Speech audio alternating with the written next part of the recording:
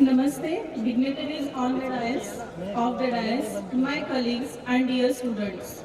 I welcome you all in today's prize distribution function of Ensemble 2K18.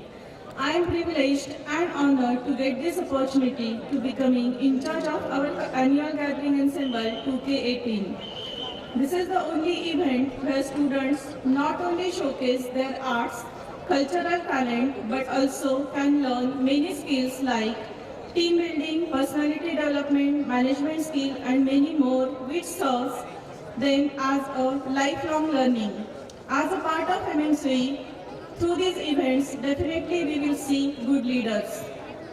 Ensemble is a platform where students can learn, participate in various paradigms like sports, arts, cultural programs, music, etc. And hence, we decided the theme for this year Ensemble as Mitsura Sangam Kalagunanza. One more motto behind this theme was to promote our college magazine, whose name is also Mitsura. Ensemble has started with sport days including various indoor and outdoor games like cricket, volleyball, throwball, carom, chess, etc. There was a strong and healthy tension between various departments like mechanical, ENTC and computer for winning the house cup. Sports had concluded with a staff cricket match. All competitions were very well managed by team of Mr. Tushar Gujar and Mr. Tushar Shinde. The cultural event has begun with pancha competition, doodling competition and admire competitions. But cherry on the top of the cake was traditional day celebration where almost 70 entries were there. Not only students, but it was inevitable for staff members to resist themselves to flaunt their traditional attires over the ramp. This time we have introduced Yuva Rang, a poetry-based competition. After listening to our students, we came to know how mature and responsible our next generation is. Then we have celebrated Department Day. Theme for Department Day was Smart City Future India. Students have actively participated and presented models based on next generation in their technologies of respective departments. FE students have also proved Hum Kisi Se Kam Nahi by their Udan program. All these cultural programs were very well planned and organized by Mrs. Pooja Deshmukh and Mrs. Ashwini Bhugul's team. And FE event Udan was organized under the guidance of Dr. Mrs. A.S. Savaikar ma'am. I thank Neha Padgilwar madam and Nikhil sir for arranging the Vaksh and Unmesh staff cultural programs. Dexterity, a national level technical program, was organized on 18th January under the dynamic leadership of Dr. V.N. Gohkar sir. Day was concluded with grand dinner very well organized by Dr. R.J. Yadav sir and Dr. V.S. Bidwe sir's team. Was a treat for success of our NAC. NAC has given a A grade to our college. I congratulate all and steering committee in charge, Dr. K.R. Patil sir. But day was memorable for FE students due to Mr. and Miss Fresher event conducted by Radio Mirchi, and of course the coordinator was Abhilasha Kulkarni madam. Variety entertainment program was surely a visual treat, well coordinated by team of Abhilasha Kulkarni madam and Pradeep Tamkhede sir. This success is joint effort of various teams like venue arrangement headed by Gulab sir, stage decoration headed by Dr. V.W. Bhatkar and Dr. P.K. Katare sir, wonderful lighting and sound effects by Sagar Jadhav sir, video shooting by Pisar sir, fish pond by Dampalwar madam. It was really a memorizing night. Today morning, film stars and superstars were gathered at our college ground as the theme of our fun fair was Indian film industry. Fun fair was organized by team of Chobe sir and Tause madam. Art gallery is a signature event organized every year by IT department. There is a well coordination throughout all these days by Anita Shinde madam and Vaishali Patil madam. There were totally 22 committees working together to make this Ensemble 2K18 a grand success. An individual team is a small part of that jigsaw puzzle without which frame of ensemble could not be complete. Please forgive me in case if I missed out few names, but I equally thank you all. Coin has always two sides. Dear students, don't forget academics and other curricular activities are two sides of that coin which creates your importance as a leader in industry. Being academic coordinator and ensemble in charge, I am able to balance these two things only because of wholehearted support of Dean Student Affairs, Dr. V.R. Davilgarkar sir and Dean Academics R.V. Dagde sir. Today I am at this position due to faith shown by Mrs. Harmeet Dhanuja ma'am, my friends and my family. I am always thankful to Dr. S.M. Chawde sir, HOD Computer for their support. Principal Dr. S.M. Deshpande sir for their encouragement and our management for giving me this wonderful opportunity. My deepest thanks to Shri K.H. Munge sir, Secretary M.N. Trust for gracing this occasion. Thank you sir. Thank you Zamhe ma'am for inviting today's chief guest, Professor Pratap Singh Desai, President IST New Delhi. Thank you sir accepting our invitation. In this journey of ensemble, without a team, success was not possible. I thank my core committee member, Mrs. Rupali Dalvi ma'am and Abhilasha Kulkarni ma'am, as they were always on their toes to support me thoroughly. My sincere thanks to all HODs, deans, teaching and non-teaching staff for their involvement and good wishes. Like staff committees, we have formed student committees under the keen supervision of GS, Swapnil Shelar, Mechanical Department, JGS, Akshay Kumar Kadam, ENTC Department, Cultural Secretary, Pranav Jadhav, Computer Department, Core Committee members, Sumit Gore, Electrical Department, and Rahul S, IT Department. At the last, I want to thank those for whom this program is arranged and without whom this program couldn't be success. That is my dear students. Few lines specially for all my dear students. दुसऱ्यासाठी जगणं म्हणजे आपलं जीवन शून्य. दुसऱ्यासाठी जगणं म्हणजे आपलं जीवन शून्य. पण त्या शून्याला फार महत्त्व असतं बरं का. पण त्या शून्याला फार महत्त्व असतं बरं का. तो संख्येच्या कुठं लागतो त्यावर. जर शून्य संख्येच्या आधी लागला, जर शून्य संख्येच्या आधी लागला तर त्याचं मूल्य निरर्थक. पण हाच शून्य जर संख्येच्या मागे लागला तर त्या संख्येची किंमत दसपटीने वाढते. एन्सेम्बलचे हे दिवस आणि रात्र तुम्ही असेच जगला आहात आणि तुमच्यामुळेच माझे बळ शतपटीने वाढले आहे. माझ्या पाठीशी उभे राहून तुम्ही मला आज बहुमान दिलेला आहे त्याबद्दल सदैव मी तुमची आभारी राहीन. धन्यवाद. Thank you so much.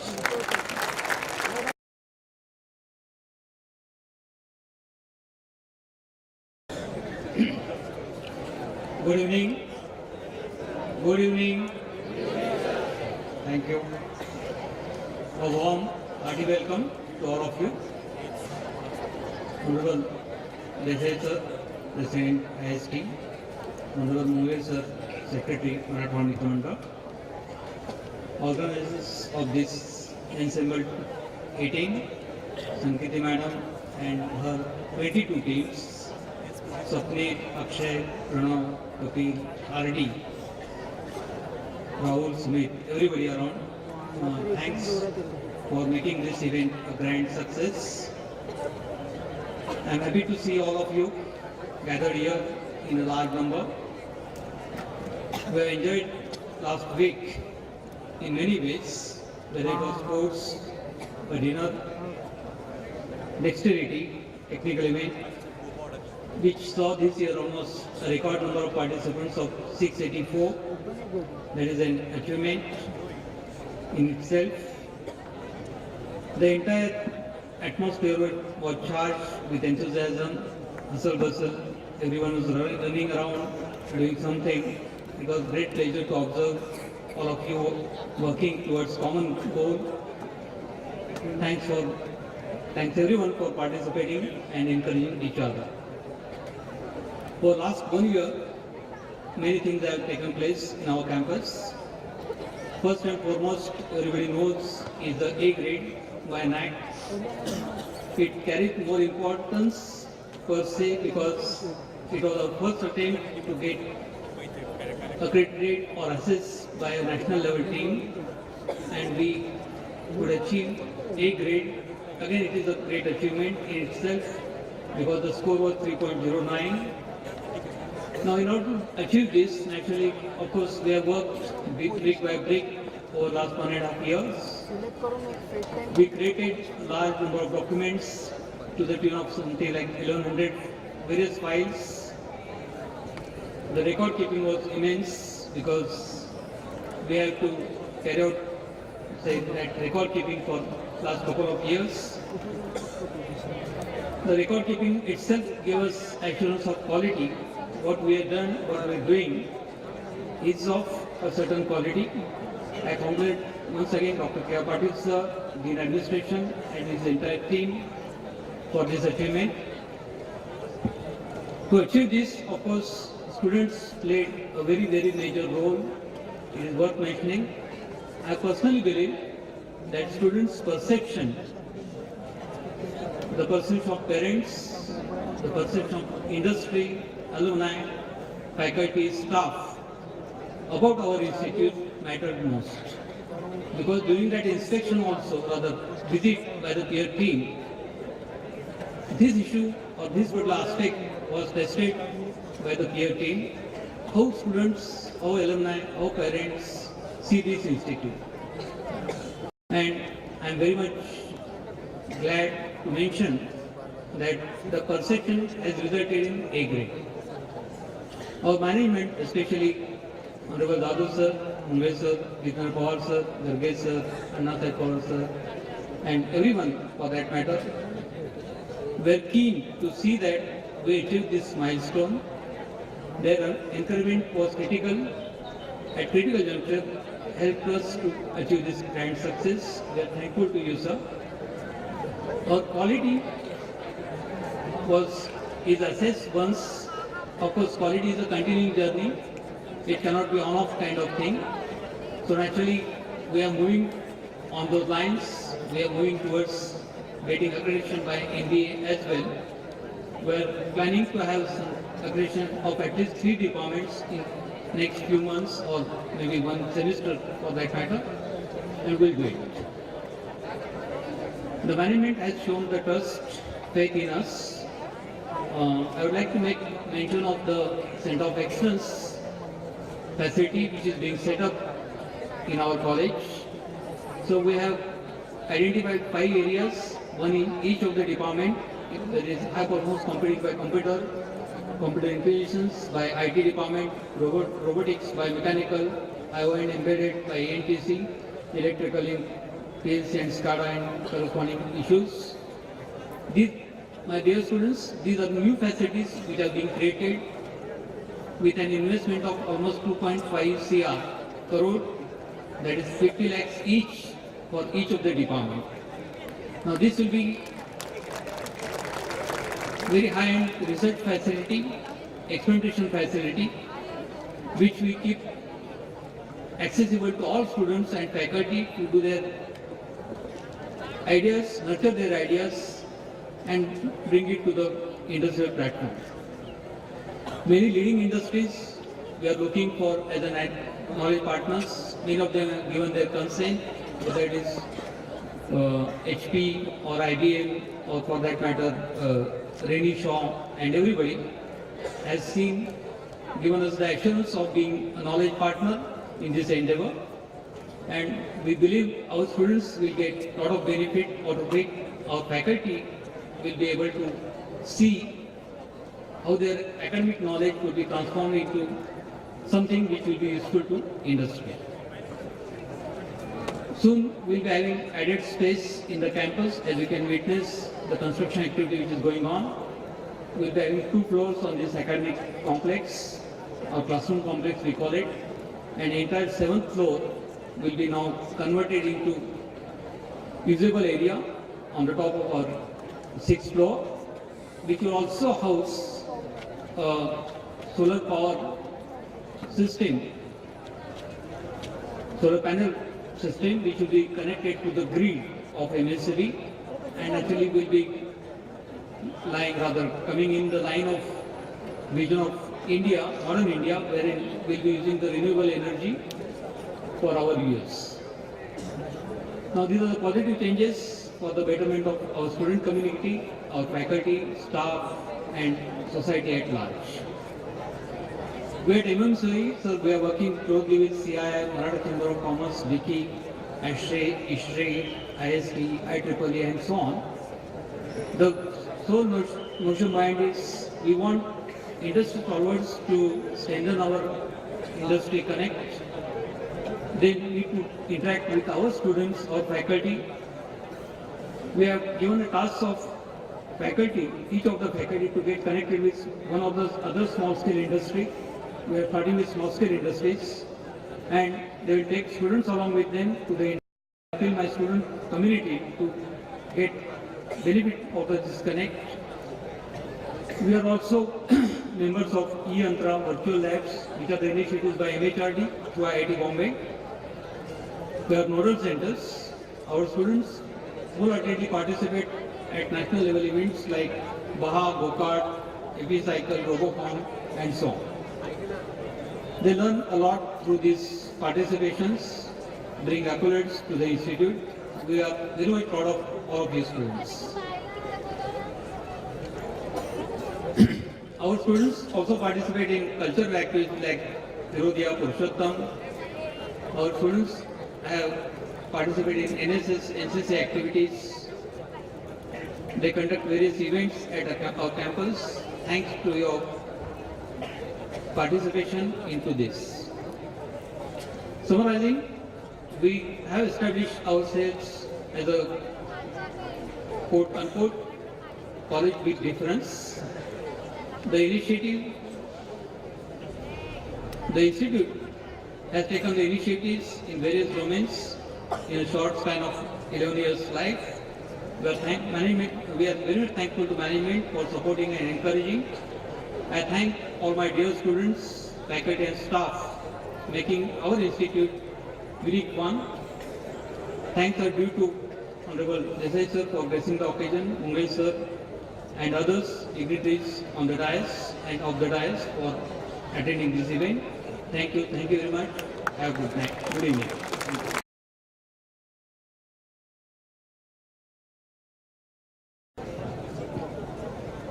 Honorable Secretary of this group of institutions, Mughal side,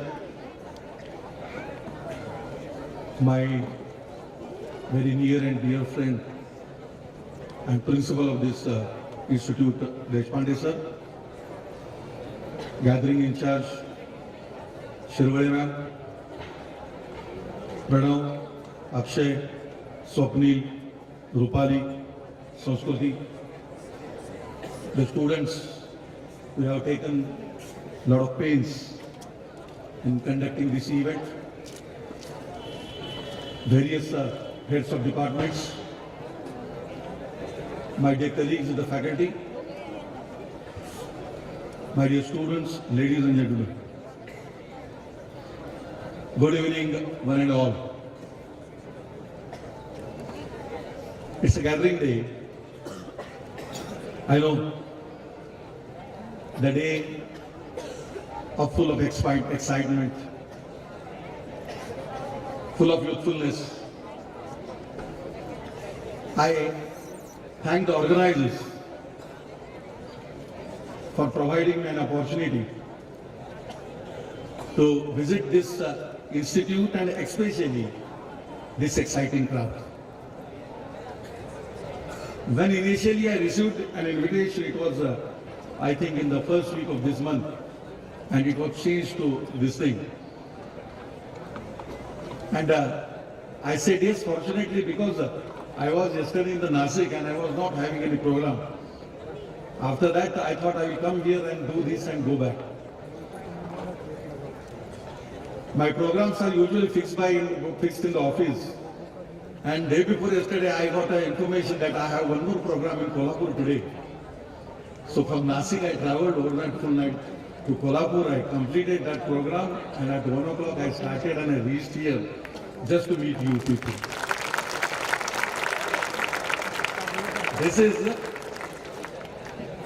This is just affection as well as एक माझा थोडासा यात स्वार्थ आहे. I don't get the opportunity to talk in Marathi many times because I travel across the country. And on the day of gathering, I think I should express myself from bottom of my heart, and that I can do only in Marathi.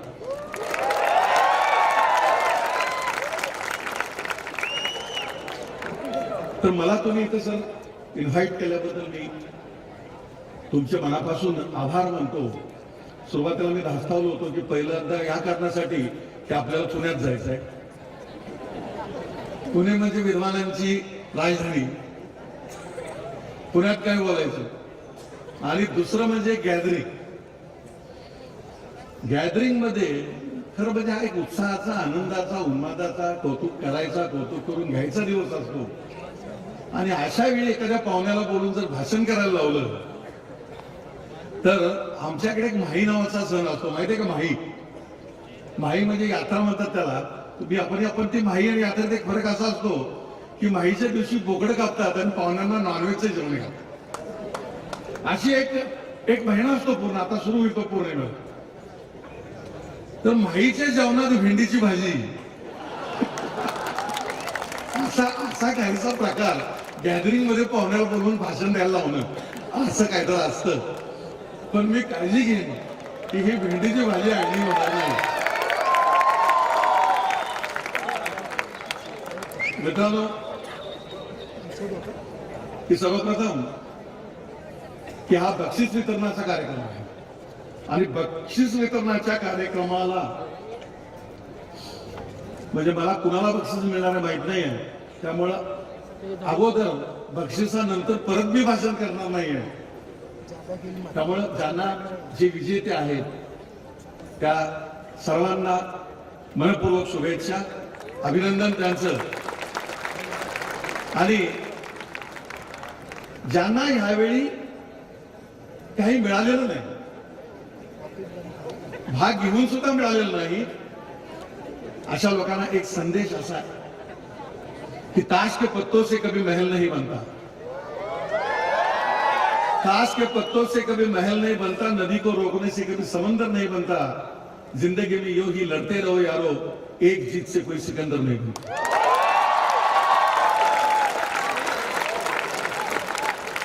आणि आयुष्यात अशा लढाया, अशा स्पर्धा, अशा competition रोज होणार आहे.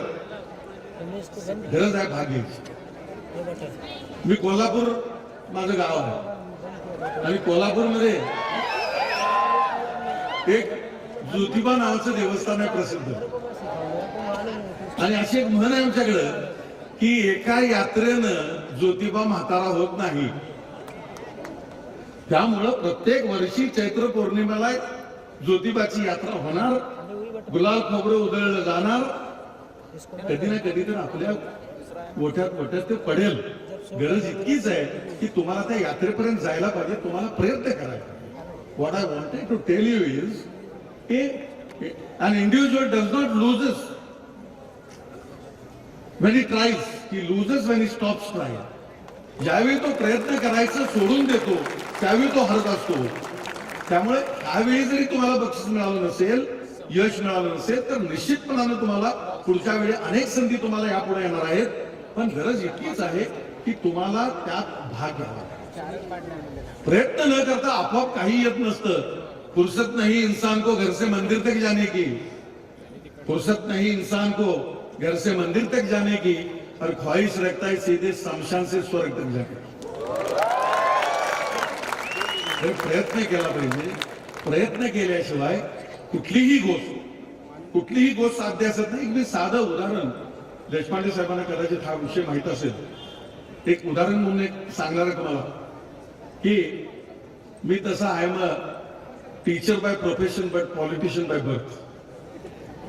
मी एक ऍक्टिव्ह राजकारण साधारणतः मला छंद आहे, करतोय म्हणून.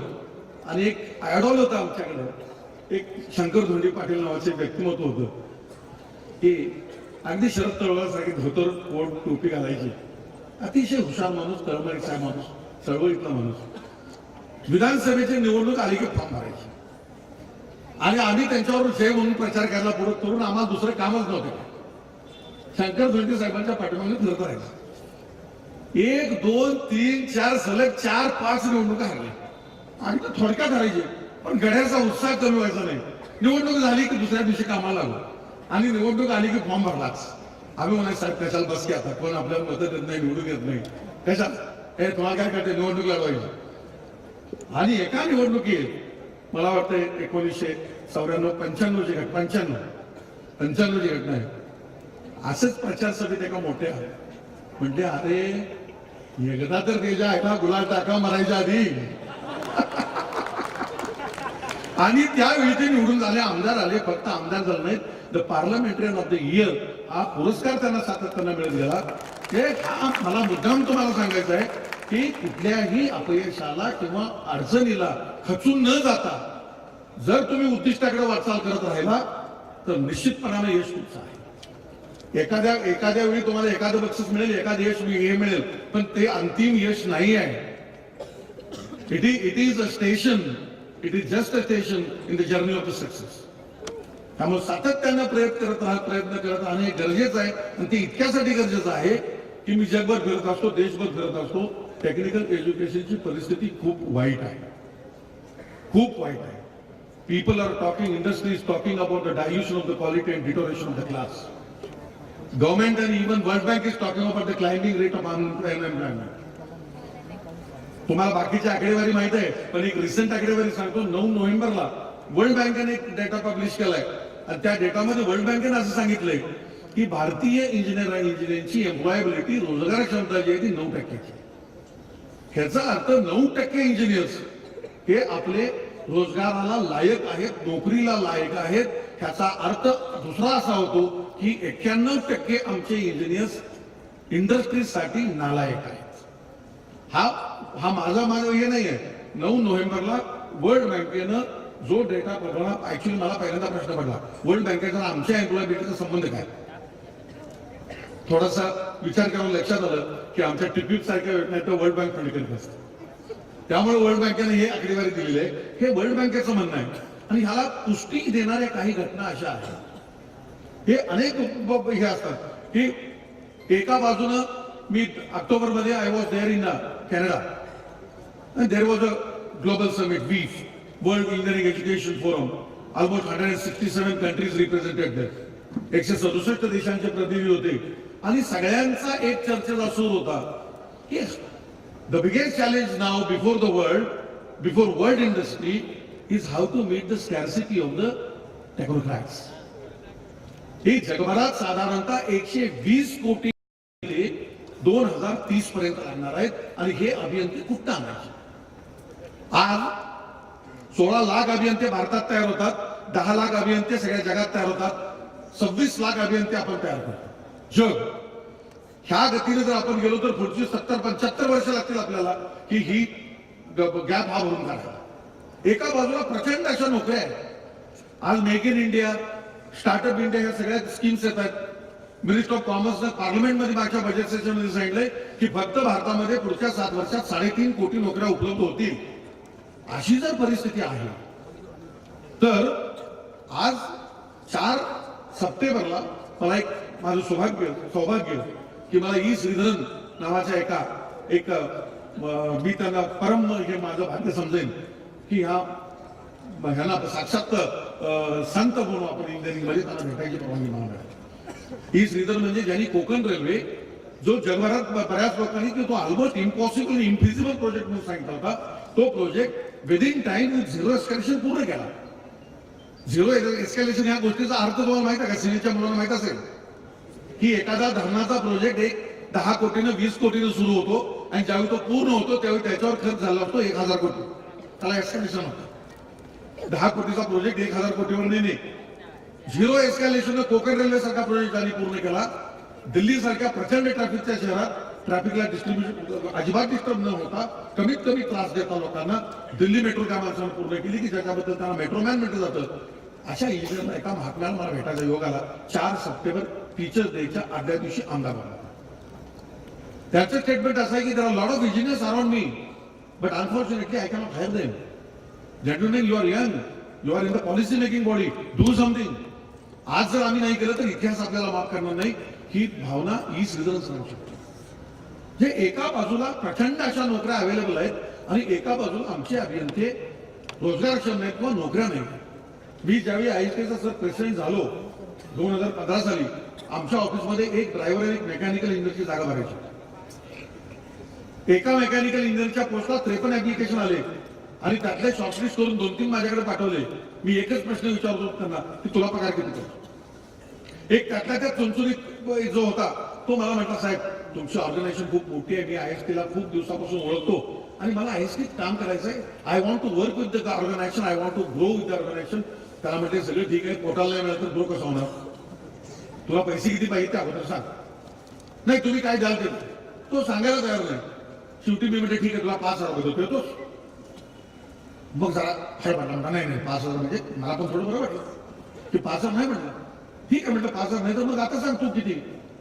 आता मला वाटलं सांगतोय 50,000 60,000 काय तर सांगेल. म्हटलं साहेब मला दिल्लीसारख्या ठिकाणी मेंटेन राहायचं असेल तर मला कमीत कमी 10,000 रुपये. 10,000 रुपयाला त्या दिवशी आम्ही मेकॅनिकल इंजिनिअरची ऑर्डर काढली and on the same day we appointed a driver for 18,000 rupees. 18,000 रुपयाला ड्रायव्हर, ती ऑर्डर स्केलमध्ये, आणि मेकॅनिकल इंजिनिअरची ऑर्डर कन्सॉलिडेटेड 10,000. हा प्रकार हे मी स्वतः अनुभवतो. म्हणजे हा प्रकार आज मार्केटमध्ये 10-15 हजार रुपयामध्ये इंजिनियर आज हायर होतो, आज मिळतो. त्याला कारण असं आहे की ड्रायव्हर जवळ स्किल आहे, त्याला कौशल्य आहे, तो ते कॅश करतो. आपल्या जवळ मात्र कौशल्य नाही आहे.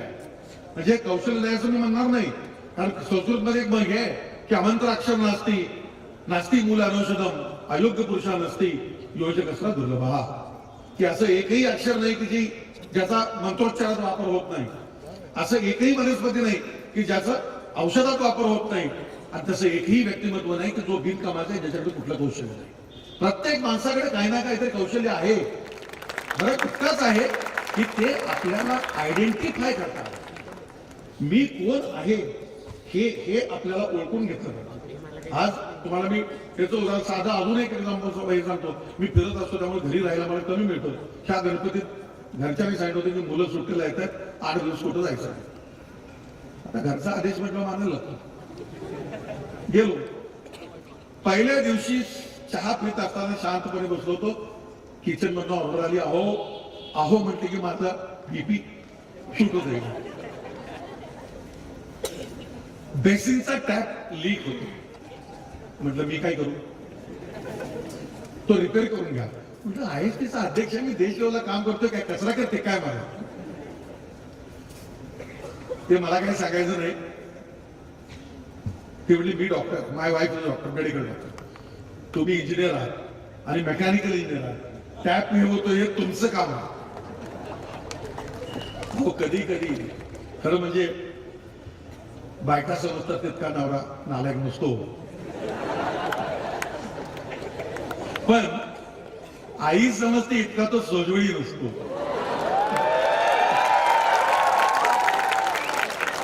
त्याचं खरं रूप जर बघायचं असेल तर ते त्याच्या मित्रांना विचार, ते सांग तर मग मी माझी मोहीम सुरू केली. ह्याला फोन कर, त्याला फोन करा, प्लंबर कुठं नाही करणार. मग मित्रांमंडळीने मला एक 4 नंबर दिले आणि मग मी माझी मोहीम सुरू केली. ह्याला फोन कर, त्याला फोन कर, साहेब आता येतो, मागणी येतो करत माझी मोहीम मंगळवारी सुरू झाली होती. तो महाशय शनिवारी, माझी सुट्टी संपत आली होती. तो आला, बेल वाजवली, मी रिकामच होतो, दारू काढली, इन्शर्ट वगैरे करून बॅग हातात. नाही म्हटलं मेडिकल रिप्रेझेंटेटिव्ह, मी लगेच हात मारली, ते तुमचं कोण राहतं. तर म्हणा नाही साहेब मी प्लंबर आहे. प्लंबर सुद्धा इतकी सुधारले आता का, व्हेरी ये बाबा म्हटलं हा टॅप लीक होतोय, त्याचा वॉशर गेला, थोडा मला बदलून दे, मला मानसिक त्रास झाला. म्हटलं त्या वॉशरचं तेवढं काम कर. त्याने 5 मिनिटात ते वॉशर बदलायला सगळं केलं. हात वगैरे पुसले, म्हणला पैसे म्हणजे किती, 500. अरे 500 रुपये, 5 रुपयाचा वॉशर 500 रुपये कसे मागतो. साहेब तुम्हीच सांगितलं, म्हटलं तुम्ही इंजिनियर आहे, तुम्हाला माहित होतं वॉशर गेलाय, वॉशर किती रुपयाला येतो तुम्हाला माहित आहे, मग 5 दिवस माझ्या मागे खाला. बाबा म्हटलं गुरु आहेस माझा, तुला 500 रुपये देतो, पण थोडा वेळ बस, चहा पी म्हटलं. चहाला होईपर्यंत एक प्रश्न विचारला तुला. अरे म्हटलं बाळा तू दिवसातनं किती असाइनमेंट्स करतो? कारण तो म्हटला मला असाइनमेंट आहे, त्यानं वापर रंगाचा शब्द आहे बरं का तसा मला पुढची असाइनमेंट आहे, लवकर पैसे द्या. म्हटलं किती असाइनमेंट करतोस? तर म्हटला दुपारपर्यंत एक 12-13 होतील आणि दुपार नंतर एक 7-8 होतील. मग माझ्याचा मास्टर जागा 12-13 7-8 20 गुणिले 500 10,000 रुपये दिवसात, 10,000 गुणिले 30 3 लाख रुपये. नाही म्हणजे एवढे मार्क द्यायचे आपण, आम्ही मार्क देत नाही ना, आम्हाला शिक्षक आहे एकदम 50% राहणार 1.5 लाख. अरे 1.5 लाख रुपये मिळवतोस, माझ्यापेक्षा तू पैसे जास्त मिळवतोस. म्हटलं 1.5 lakh, no tax no VAT sale, काही भांगण नाही, टेक होम सॅलरी 1.5 लाख, माझ्यापेक्षा जास्त आहे. म्हटलं नाही. म्हटलं साहेब मी हे काम फक्त 2 दिवस करतो. मग म्हटलं काय तर खूपच मोठं प्रश्न आहे, 2च दिवस काम करतोय. मग इतर वेळी काय करतोस? तर म्हटलं मी म्युन्सिपालिटीत नोकरी करतो. हा परत मला धक्का होता. म्हटलं म्युन्सिपालिटीत नोकरी करतोस, काय काम करतोस? म्हटलं तर 1.5 लाख म्हणजे सीईओच्या कोण असिस्टंट आहे का काय? नाही म्हटलं मी म्युन्सिपालिटीत प्लंबर आहे. पगार किती? 8,000. काय मूर्ख आहे, वेळायच का? म्हणतो तुला इतके पैसे, एवढे लोक तुला मागे आहे, तू आरामात 1.5 लाखाच्या ऐवजी 50-60 हजार तर मिळवू शकशील. तू कशा त्यांना म्युन्सिपालिटीला नोकरीला लागलायस? साहेब ही जर मी नोकरी सोडली तर म्हटला कुठलाही बाप आपल्या मुलीचं लग्न माझ्यावर करणार नाही. नोकरी शिवाय छोकरी नाही, हे गणित आहे. त्यामुळे मला नोकरी पाहिजे, की नोकरी मला सोडून चालत नाही. विवेकानंदांनी सांगितलं होतं की when we stop connecting education with the employment, तरच तुमचं कल्याण होईल. आपण एज्युकेशनचा नोकरीशी संबंध लावतो आणि तिथं सगळी गडबड होते. कारण त्याच्यामुळं एम्प्लॉयमेंटवर ताण येतो आणि एम्प्लॉयमेंट आपल्याला म्हणजे जो लोक जे आहेत प्रत्येकाला नोकरी पाहिजे. हा प्रश्न जो तयार झालाय काय ना, आपल्याकडे स्किल नाही आहे, आपल्याकडे कौशल्य नाही. एक आकडेवारी अशी सांगते की जगातल्या स्किल्ड पॉप्युलेशनचा जर विचार केला तर अमेरिकेत स्किल्ड पॉप्युलेशन जे आहे ते 61%. युरोपमध्ये हे पर्सेंटेज 84 वर आहे, जपानमध्ये हे 88 आहे आणि कोरियामध्ये 96% आहे. म्हणजे कोरियामधले 96% लोक काही ना काहीतरी कौशल्य आहे त्यांच्याकडं. भारताचं पर्सेंटेज माहिती आहे का? 2.87%. 2.87% इतकं स्किल्ड पॉप्युलेशन आपल्याकडे आहे. हे स्किल्ड पॉप्युलेशन घेऊन जर बेरोजगारीच्या विरोधातली, एम्प्लॉयमेंटच्या विरोधातली जर लढाई आपल्याला जिंकायची असेल तर ते शक्य नाही. 1761 ला काय झालं होतं माहिती आहे का तुम्हाला? कोण सांगेल का 1761 ला काय झालं होतं? 14 जानेवारी 1761. माहित नाही, इतिहास कच्चा आहे. पानिपतची लढाई झाली होती. पानिपत मध्ये एक लढाई झाली होती माहित आहे का? हा. तर 14 जानेवारी 1761 ला ही मराठ्यांच्यात आणि अहमदशाह अब्दालीमध्ये युद्ध झालं आणि ते युद्ध दुपारपर्यंत मराठी जिंकत होते. असं म्हटलं जातं की पानिपतावर 1.5 लाख मराठी मागणी फुटली. म्हणजे त्या काळात 1.5 लाख सैनिक पानिपतावर मारले गेले आणि जिंकणारं युद्ध हरलं गेलं. त्याचं कारण एक होतं की ते युद्ध सुरू असताना त्या फौजेत, पेशव्यांच्या फौजेत मुलग्यांची संख्या जास्त. मुलगे म्हणजे औषे गवशे नवशे, ज्याला काहीच येत नाही. कोण एंटरटेनमेंटला गेलाय, कोण गंमत करायला गेलाय, कोण मजा. त्यावेळी काळ असा होता की ही फौज जिथं जाईल तिथं विजय होतो. आणि त्यांनी ज्यावेळी खऱ्या अर्थानं लढाई बघितली, कोण कुणाला कापतोय हेही त्यांना माहित नव्हतं. ते घाबरून पळायला लागले आणि एकदा रणांगणावर माणसाने पार दाखवली की लढणाऱ्या माणसाचं नितंदरे खचतं. हे सैनिक पळायला लागले. त्यात मराठ्यांचं जे सैनिक आहे 1.5 लाख सैनिक कापला गेला. छोट्याशा एका अब्दालीच्या सैन्यानं आपला पराभव केला. हे फक्त एवढ्यामुळे की ज्यांना कुठलंच कौशल्य लढायचं त्यांच्याजवळ नव्हतं त्यांच्यामुळे. हे एक शोले नावाचा एक पिक्चर होता, तुम्हाला माहित आहे का? असेल, मी बघितला. त्यासाठी बघितलं माहित आहे का?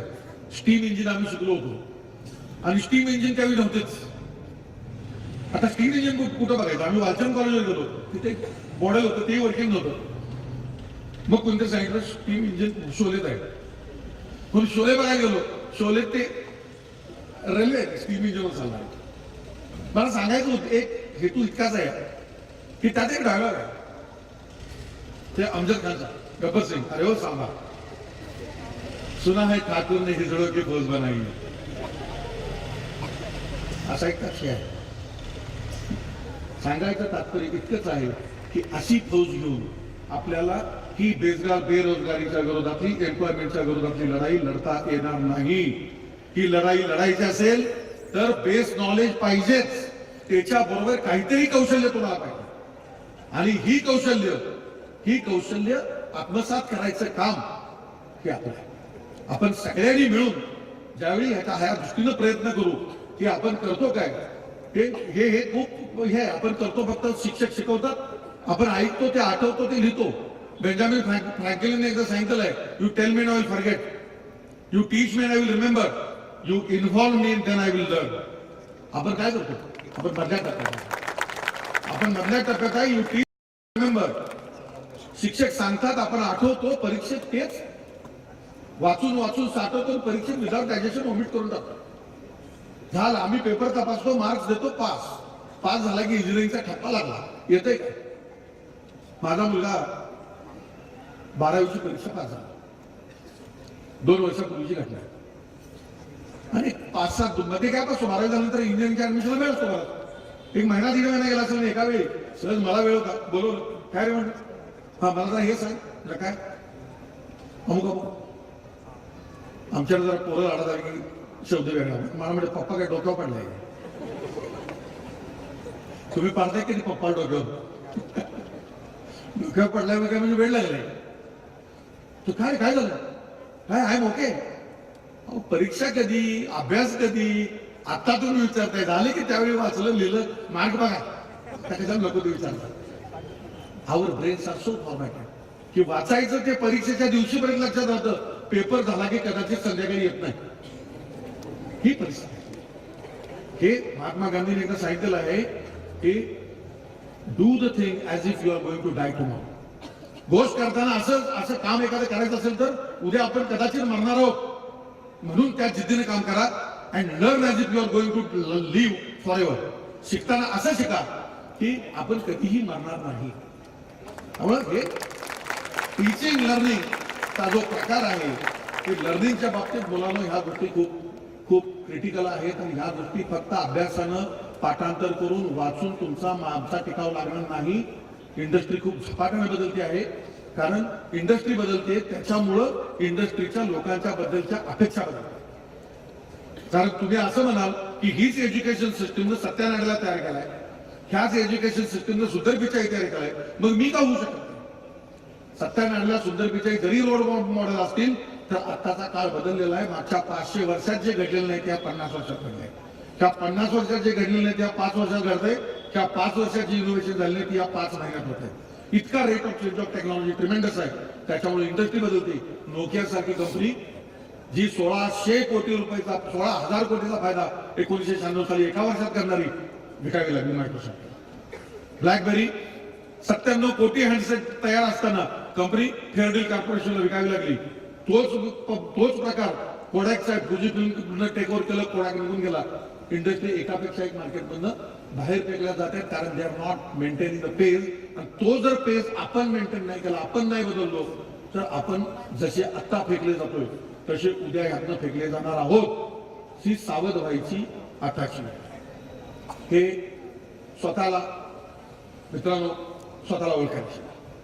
आज काळ असा आहे की यू हॅव टू अक्वायर, की आपल्याला काही स्किल्स, काही कौशल्य, आता स्किल अक्वायर करणं काय आपण सगळेजण सांगतात काय करायचं नाही. ते कुठलीही गोष्ट तुम्ही सिन्सिअरिटीने करा, कारण हा काळ असा आहे की कदाचित मला ह्याच्या एक 8-10 दिवसापूर्वी, म्हणजे जे नंतर ते 100व्या उड्डाणाला निघून गेले, किरण कुमार साहेब, इस्रोचे चेअरमन, 9 तारखेला माझी त्यांची एक भेट झाली बेळगावला.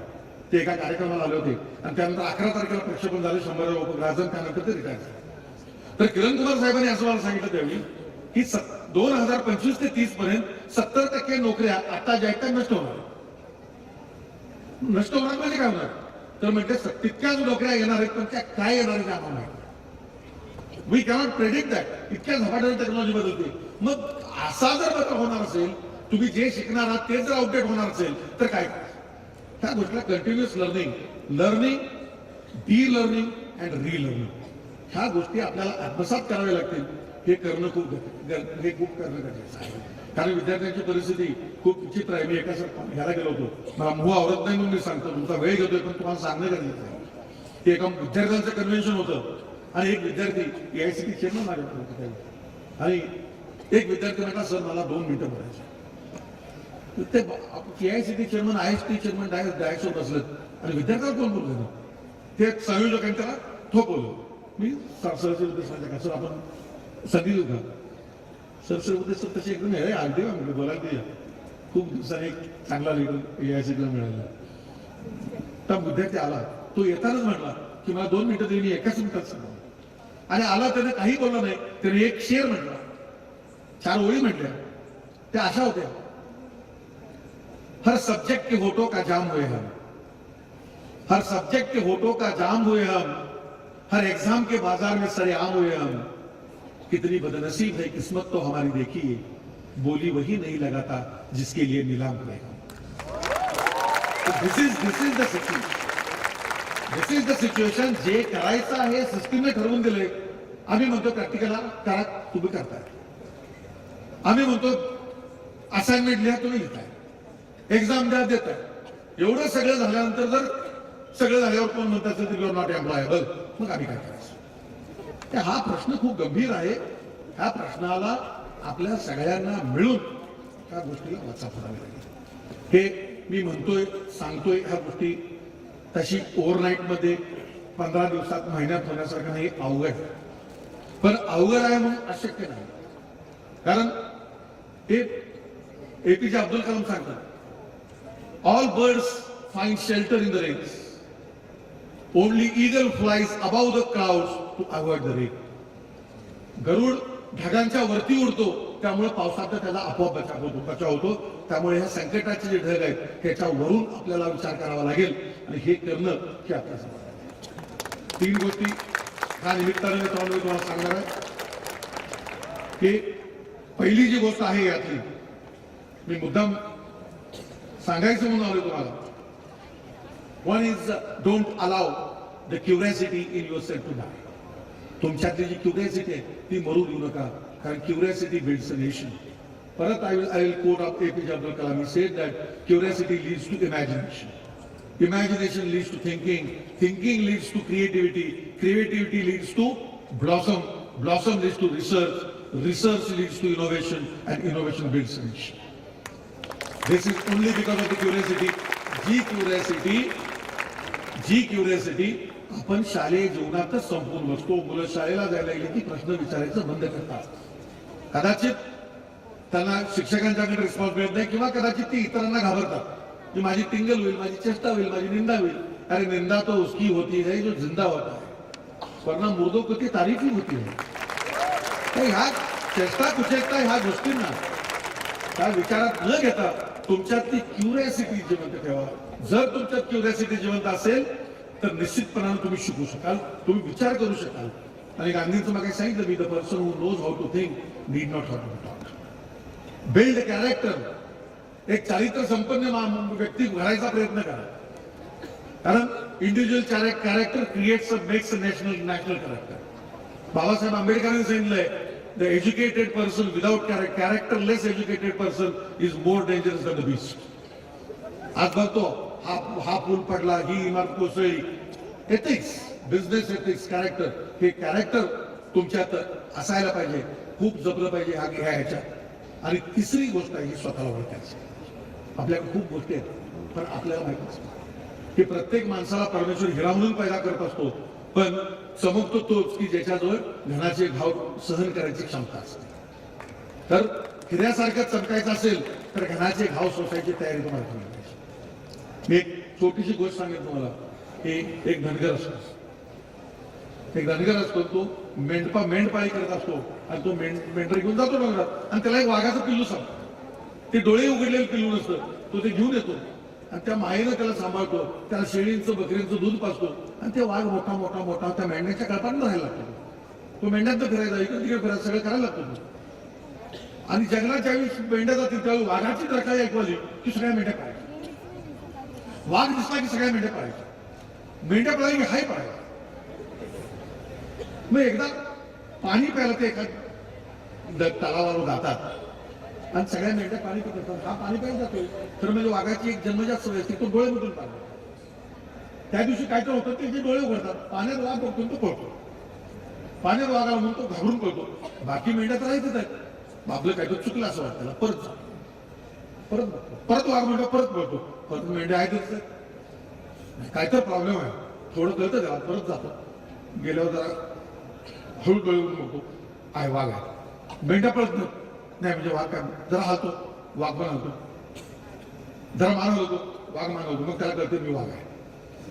आणि मग तो डरकाळी पडतो, त्याने डरकाळी फटकून सगळ्या मेंढ्या पळून जातात. ही जाणीव आपण वाघ आहोत, आपल्यात लपलेल्या वाघाला ओळखायला, ही जाणीव तुमच्यात असायला पाहिजे. ही जाणीव असल्याशिवाय आपल्याला प्रगती करता येणार नाही मित्रांनो. आणि सगळ्यात शेवटी हे सगळं करत असताना हे आयुष्य फक्त काम करायला, धावपळ करायला आहे असं नाही. आयुष्यात मोठं व्हायला एक उद्दिष्ट असावं लागतं, एक सुंदर उद्दिष्ट असावं लागतं. हे अजिम प्रेमजी सांगायचे की the problem with we Indians is not setting a objective and achieving it. The problem is setting a low objective and achieving it very early. एक डिसेंट टार्गेट पाहिजे. Shoot at moon, even if you fail you will land at stars. त्या अशा प्रकारचं तुमचं उद्दिष्ट असलं पाहिजे. उद्दिष्ट असलं तर आयुष्य तुमचं घडत असतं. असं म्हटलं जातं की आयुष्य एक रेस आहे. 3 इडियट्स पिक्चर बघितलाय तुम्ही सगळे. जिंदगी एक रेस आहे, दौडो भागो. बरोबर आहे, आयुष्य एक रेस आहे. चेतन भगतनी एक खूप सुंदर सांगितलंय, माझ्या लक्षात राहतं नेहमी की आयुष्य रेस आहे, पण ती रेस कशी आहे की आम्ही शाळेत असताना, मी जिल्हा परिषद शाळेत शिकलो आणि लिंबू चमचा आम्हाला शाळेत, आम्ही गोट्या खेळणं, चिंचुके खेळणं, सिगरेटच्या पाकिटाचे कागद घेऊन त्याने खेळणं, असला खेळ करायचो आम्ही. लिंबू चमचा मला माहितच नाही. लिंबू चमचा म्हणजे तो चमच्यात लिंबू ठेवायचा आणि पळायचं. मी रेस प्रत्येक वेळी जिंकायचे आणि मला ते टीचर म्हणायला नाही, तो नाही. माझं भांडण होतं, काय जिंकलं, मी पहिला आलो, तुला लिंबू कुठं आहे. मी विचारायचं लिंबूचा संबंध काय, मी पहिला आलोय.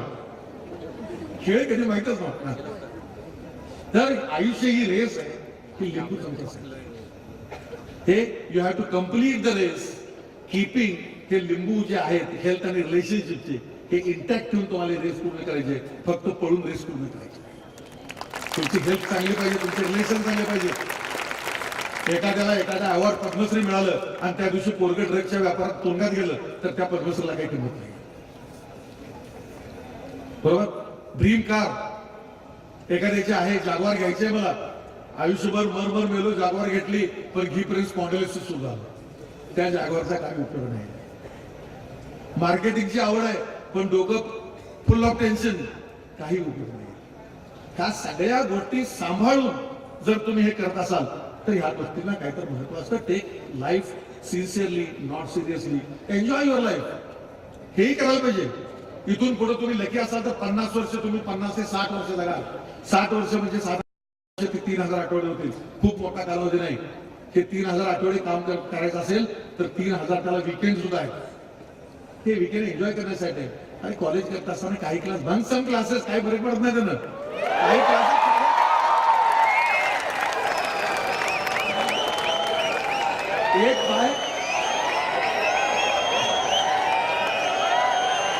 एक पाय पुढे जाऊन सांगेन मी एक पाऊल पुढे जाऊन सांगेन की bunk the classes, fall in love.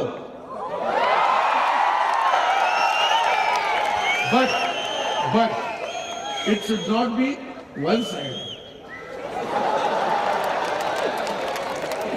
किसी शायर ने खूब कहा है, धड़कन बिन दिल का मतलब ही क्या, रोशनी बिन दिए का मतलब ही क्या, धड़कन बिन दिल का मतलब ही क्या. लोग कहते हैं मोहब्बत ना कर दर्द मिलता है, वो क्या जाने बेवकूफ है वो क्या जाने बेवकूफ है वो, दर्द के बिना मोहब्बत का मतलब ही क्या. तर मित्रांनो, आयुष्य हे एन्जॉयमेंटसाठी आहे, काम करण्यासाठी आहे, स्वतः सिद्ध करण्यासाठी आहे.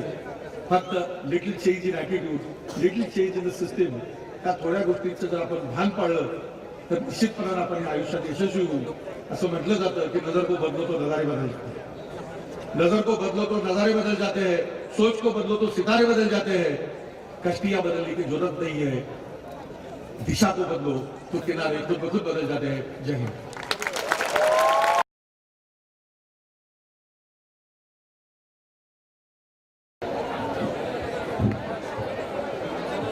आदरणीय व्यासपीठ, आजच्या कार्यक्रमाचे प्रमुख पाहुणे, व्यासपीठावरील सर्व मान्यवर, सर्व स्टाफ आणि माझ्या मित्रमैत्रिणींनो, ज्याची आपण वर्षभर आतुरतेने वाट पाहत असता आणि ज्याचा आपण आनंद लुटला तोच एन्सेम्बल 2K18 हा शेवटचा टप्पा। प्रथमतः आजच्या कार्यक्रमाचे प्रमुख पाहुणे प्रतापसिंह देसाई सर यांच्या मोलाचा वेळ आणि मार्गदर्शनाबद्दल त्यांचे आभार मानतो। तसेच मोरे सरांचे पण आभार मानतो। मराठवाडा मित्र मंडळाचे सेक्रेटरी उंगळे सर यांच्या सहकार्याबद्दल त्यांचे आभार मानतो।